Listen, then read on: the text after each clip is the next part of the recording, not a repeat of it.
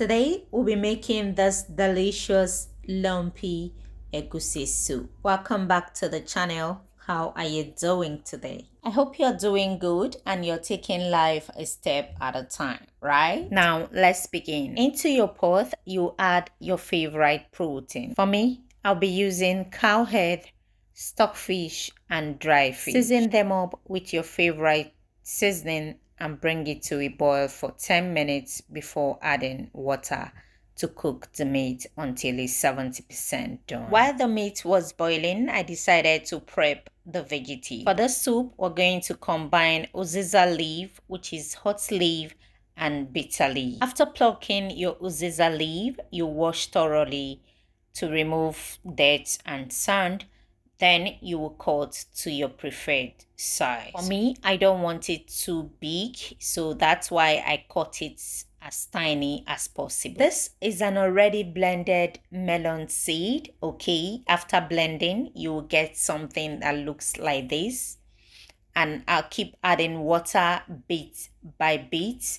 Stir until you get a thick consistency. You can also decide not to do this, no problem, but this is what will help you to achieve a lumpy egusi soup. Now, after I have achieved the consistency I was looking for, I set it aside. If you notice, I didn't add salt from the beginning when I started cooking the protein. The reason is because I was cooking with cow head, and cow head can be a bit tough, so you allow it to cook a little bit before you add the salt. Here the meat is perfectly cooked. I will remove it and set it aside. Into the same pan or pot, I added palm oil.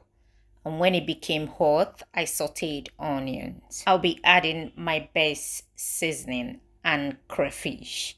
Allow it to fry into the oil for 2 minutes. After 2 minutes, you'll be adding your blended pepper. For the pepper, you can decide to combine cayenne pepper, shombo, tatashi, bell pepper, and then atarudu. Blend the peppers together. Add onions as you're blending. You then introduce the pepper mix into the oil and allow it to fry for about 5 to 7 minutes until you begin to see just oil.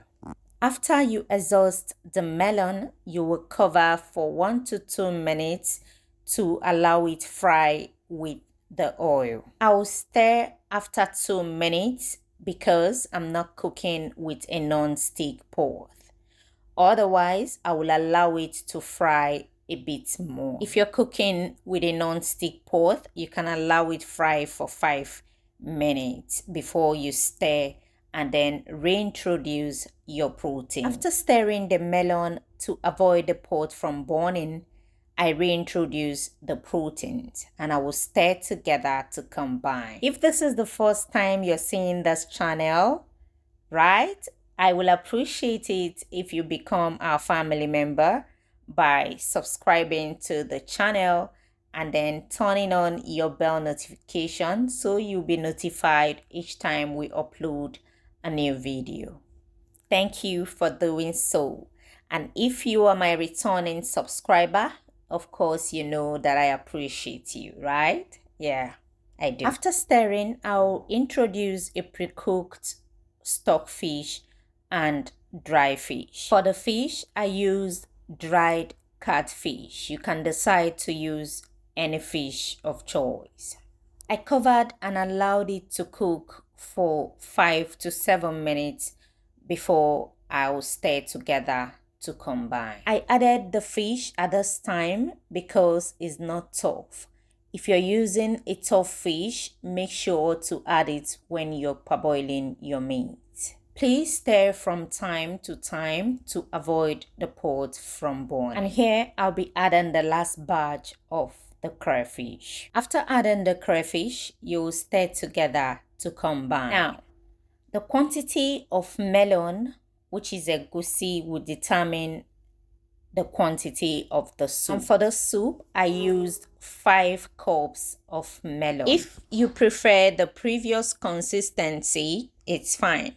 But for me, I'll loosen it up a little bit. If you followed through up until this time and you haven't subscribed to the channel, kindly do well to subscribe and join our family.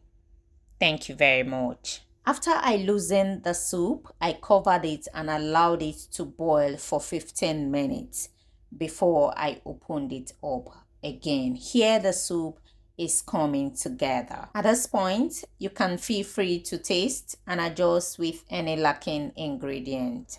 After stirring to combine, this is the right time to introduce periwinkle. Stir together to combine and allow it to simmer just for 1 minute. Then you introduce your uziza leaf. After adding the uziza leaf, you stir together to combine. You can also decide to use vegetable or water leaf for this egusi soup. Anyone works for the soup, but I would suggest you use uziza leaf and bitter leaf each time you're making lumpy egusi soup. After allowing the uziza leaf to simmer for 2 to 3 minutes, I introduce the bitter leaf. Stir together to combine. As you can see, the soup is coming together. At this point, the aroma in my kitchen was nose blinding and the soup is almost ready. I covered it up to simmer for 2 minutes and the soup is ready here. The light is off and everything is perfectly cooked. Thank you for watching. Till I see you in my next class. Do have a pleasant day. Bye-bye.